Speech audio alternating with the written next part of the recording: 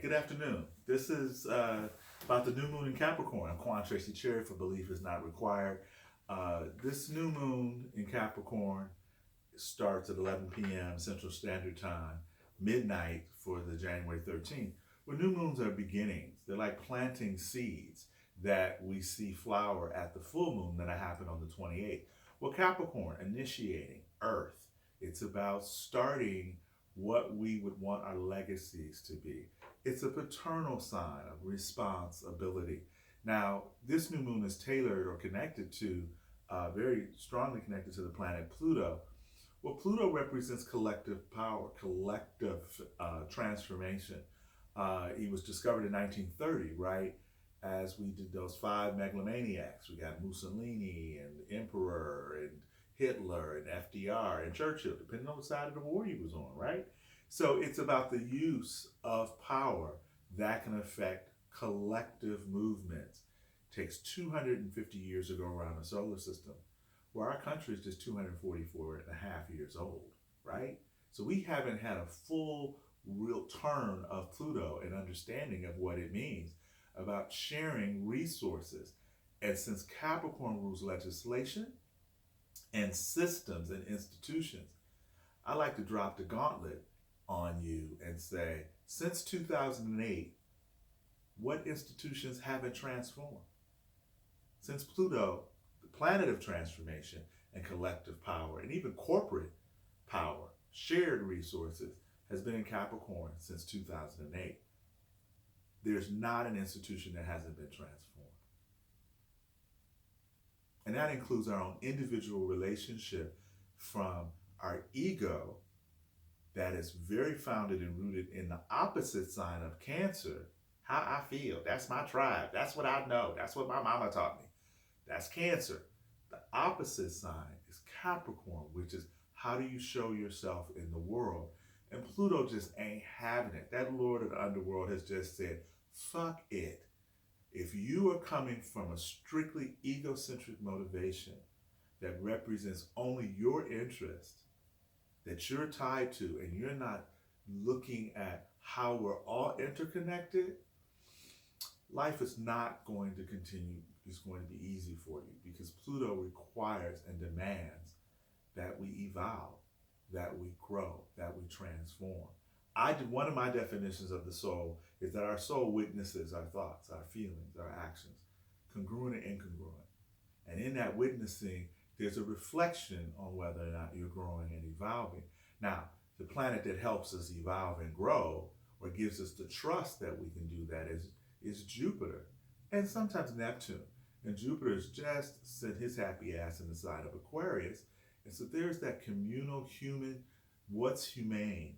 What does the planet need? How can we sustain our resources? Capricorn, the sign before Aquarius, how can we sustain and conserve our resources so we can more effectively share said resources? Shattering, disruptive, chaotic Uranus is moving through Taurus. So what you thought you valued, you may not value anymore. What you thought was important may not be as important anymore. And what I love about the symbolism of Capricorn and Taurus being earth signs, earth is matter. So who or what matters to you and why? And Uranus is being joined in the next couple of days by Mars being in Uranus. So Mars being in Taurus with Uranus. So when the warrior energy that can easily become toxic, the toxic masculinity, toddler energy of Mars, when it hits with unpredictable and disruptive Uranus, all bets are off. So when I say all bets are off, I mean more specifically, tend to your own gardens first, which means just understand what motivates you. What are your attachments? Is that 401k really that important? Or is it better to be at home helping your child with her coloring books or whatever? It's your values. It's not here for judgment. It's here for mature self-reflection.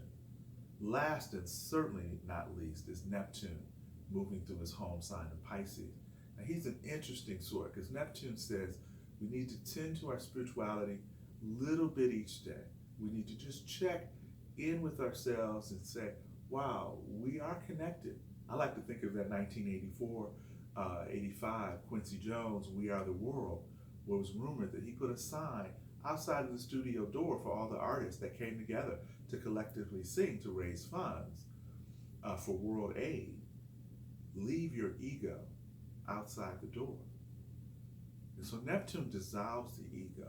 It helps us understand the interconnectedness of everything through hopefully an inclusive belief system. Now, but with his being in Pisces since 2012, it's almost been too easy for us to dissolve into multiple dimensions of disbelief, of not really checking the facts, because our egos were so attached to believing something. So Neptune discovered in 1846. Civil War was April 12th, 1861. He takes 165 years to go around the solar system. So that whole lost cause of the Confederacy that we know is a collective delusion, well, we're not even one Neptune cycle. So the Civil War, the Revolution, Uranus and Taurus comes into Taurus right before every major war that we've had in America. But I also would say, not only since 2008, when institutions have been changed, would also ask you, how have your values transformed? What do you know about your own history of your own families and your tribes and your community? And how can you utilize this information in a way that's freely given and freely exchanged? Now, all is not lost. I don't even want to give you the impression of that, because there are also helpful aspects of the Jupiter paying your karma forward in Aquarius. So the next time you're at a grocery store and you've got an extra $5, just leave it for the person behind you. Or the next time someone cuts you off in traffic, there's no need to get upset. You don't know what that person is going through or why they're rushing here or there.